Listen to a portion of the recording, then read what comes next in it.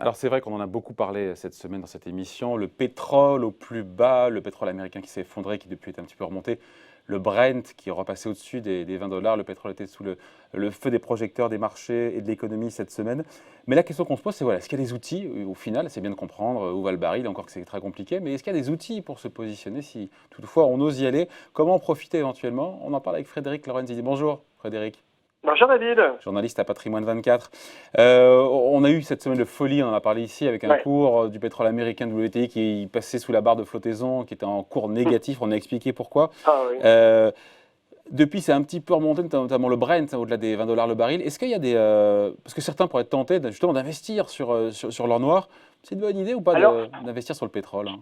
ah, Si tant est que ce soit alors c'est vrai que possible, hein.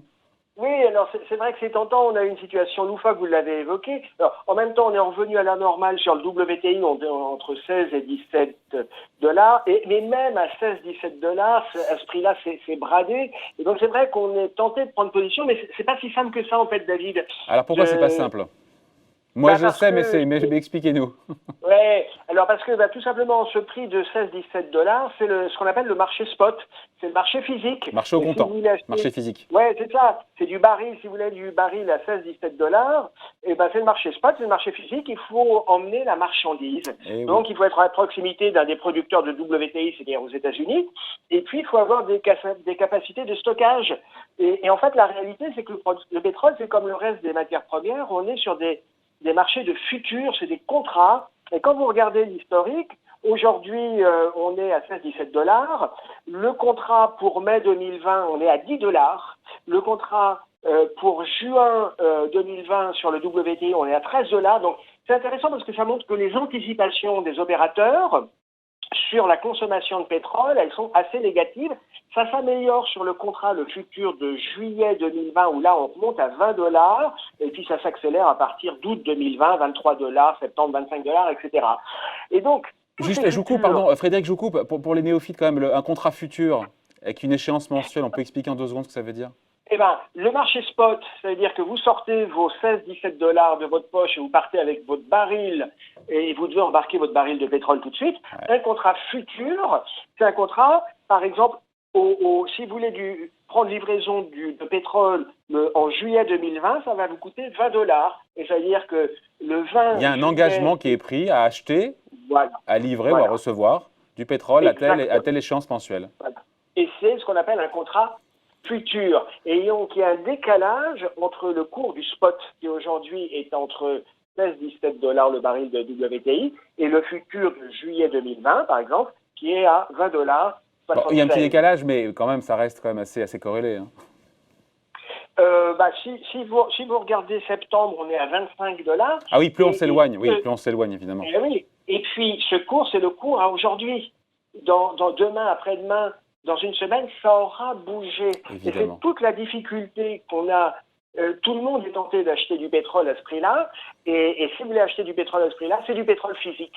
Ouais. Et donc, vous voyez le problème, vous n'allez pas en mettre beaucoup dans votre jerrycan ou dans votre baignoire. Oui, Et donc, avant vous d'évoquer, êtes... évidemment, sauf si vraiment on a un gros jacuzzi, et encore, mais Ouais, on va et expliquer encore, qu'il y a d'autres moyens de jouer l'or noir, mais juste un mot quand même, pour absolument. dire que ces contrats futurs, on peut aussi les acheter, les revendre, et avec un effet de levier, Bien parce qu'en sûr, fait, les mises de départ sont très faibles. oui, bien sûr.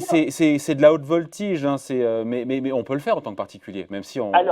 Alors, si vous voulez, techniquement, en tant que particulier, techniquement, il y a beaucoup de choses que vous pouvez faire, et dont acheter des futurs. Après, vous le disiez vous-même, c'est de la haute voltige, parce que vous pouvez perdre beaucoup d'argent. Et c'est toute la difficulté qu'on a aujourd'hui avec Internet et les outils accessibles sur Internet, c'est que vous avez des outils qui sont accessibles aux particuliers qui, il y a encore 10 ans ou 15 ans, étaient réservés à des professionnels. Ouais, tout ce qu'on C'est appelle comme les si vous... turbos, les certificats. Ben voilà, monsieur. C'est comme si vous disiez à un gars qui a le permis de conduire, qui a l'habitude de conduire comme moi une petite voiture de ville, vous dites, bah tiens, voilà les clés de ma Porsche. Il y a une petite phase d'adaptation et le gars risque de faire des Une bêtises. sortie de route. C'est toute la difficulté Ouais. des sorties de route. Donc, bien sûr qu'il y a des choses techniquement, légalement que vous pouvez faire, mais qui demandent une certaine maîtrise.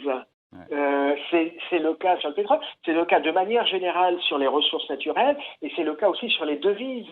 Ouais. Sur les devises, vous pouvez faire plein de choses, mais pour un particulier, honnêtement, gagner de l'argent en jouant sur les parités de devises, c'est très très difficile. Ouais. Et la D'ailleurs, grande majorité des l'AMF a prouvé que dans 90% des mais cas, les oui, gens perdaient de l'argent, au mais bien passage. sûr. Il n'y a pas d'autre Non, moyen plus safe de jouer l'or noir? alors, un des moyens, ça va être de jouer les pétrolières, les producteurs du pétrole.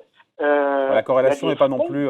Il y a une corrélation, mais elle est pas de Alors, 100%. il y a une corrélation. Elle n'est pas de 100%, mais quand on regarde les produits, il y a aucun produit qui a une corrélation de 100% avec le cours du pétrole en spot. La corrélation, elle n'est pas de 100%, mais surtout, l'intérêt de jouer le thème du pétrole à travers des fonds qui investissent dans le secteur de l'énergie, c'est que ça va être un amortisseur. La corrélation, elle n'est pas de 100%. Souvent, vous avez des phénomènes de hausse qui sont moins durs et puis des phénomènes de baisse qui sont moins durs. Je vais prendre un exemple concret. Vous avez un fonds sur le marché français. Il n'y en a pas des centaines, hein, mais vous avez quelques fonds sur le marché français qui sont spécialisés dans le secteur de l'énergie. Vous avez un fonds qui s'appelle Étoile Énergie Europe. Ce fonds, bien sûr, il est dans le rouge, hein, puisque depuis pas mal de temps, le prix baisse. Mais vous avez le Brent qui a baissé sur 5 ans de 65%, et ce fonds, sur 5 ans, il a baissé de moins de 30%. Donc il amortit. Et on voit bien. Ah oui, il a amorti. Et en 2019, ce fonds a quand même eu une performance positive. Il a fait plus 16%. Et donc, aujourd'hui, vous avez des pétrolières comme Total qui sont à peu près à moins 34% depuis le début de l'année, Exxon, moins 40%, Shell, Eni, Iberdrola, c'est à peu près le même ordre de grandeur. Donc, toutes ces pétrolières qui sont un petit peu en souffrance au niveau boursier en ce moment, on est clairement sur des points d'entrée. Donc pour quelqu'un qui se dit, voilà, aujourd'hui on est à 20 $ le baril, je me positionne à horizon 3 ans, 4 ans, 5 ans, on sera, a priori, la situation sera meilleure qu'aujourd'hui, voilà. on ira peut-être vers 30, 40, 50 $. Le véhicule le plus safe pour vous, c'est de jouer ces 6 caves-là? Je pense que pour un investissement, comme on dit, de bon père de famille, c'est-à-dire quelqu'un comme vous et moi qui n'est pas nécessairement un professionnel, qui ne va pas y passer tous les jours, 3 heures par jour, mieux vaut prendre ce type de véhicule. Après, pour un investisseur un petit peu funky qui a du temps, qui a envie de s'amuser avec quelques milliers d'euros, oui, bien sûr, aller jouer sur les futurs, mais en étant lucide, c'est pas la même stratégie, c'est pas la même approche de gestion. Non, puis il y a un effet de levier qui est très important sur les futurs, c'est qu'on met le contrat, on met que je crois un dixième ou un centième, je ne me souviens plus, de la somme qui est réellement engagée, et donc voilà, donc on peut gagner beaucoup, mais rapidement les pertes peuvent se creuser.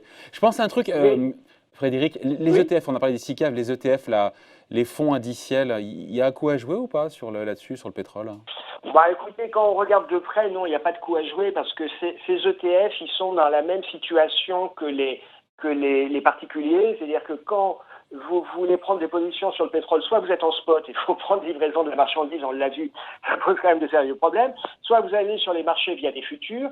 Ces futurs, ils ont une échéance, vous achetez un futur soit pour mai, soit pour juin, juillet, septembre 2020, et puis en septembre, soit vous emmenez la camelote, soit vous faites ce qu'on appelle rouler votre position. Et le fait de faire rouler votre position... Ça veut dire qu'on revend la maturité, l'échéance la plus courte pour acheter l'échéance qui est juste après. Voilà. Et donc, tous ces ETF, en fait, fonctionnent à travers des futurs, et ça ne donne pas souvent de bons résultats. Dans la durée. Je vais vous donner un exemple concret. Ouais, je vais vous donner un exemple concret. Le WTI, sur 5 ans, il a fait à peu près moins 70%. Hein. Et il y a un grand ETF qui s'appelle le Wisdom Tree WTI. Lui, il a fait moins 32%, mais c'est moins 32% par an sur 5 ans. Ah ouais, ça calme. Donc x 5. Ah ouais, ça calme, hein, ça calme. Et puis, il y a plein d'exemples comme ça. Mais c'est lié, au fait que ce soit marché, encore une fois, à terme, le pétrole, et finalement, mais si un particulier souhaite passer par des contrats futurs, il devra aussi, à chaque échéance, relayer sa position. Absolument, en fait, les futurs, c'est bien pour jouer la tendance sur quelques jours, quelques semaines, pas plus.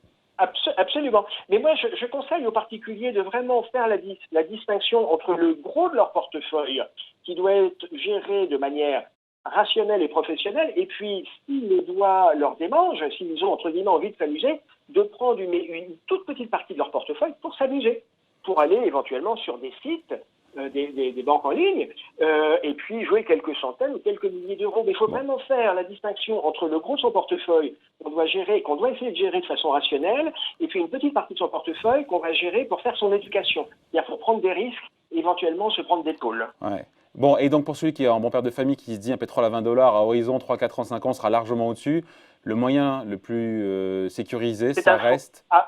c'est d'aller sur des valeurs pétrolières et je pense que Pas ça n'importe lesquels non plus. devrait.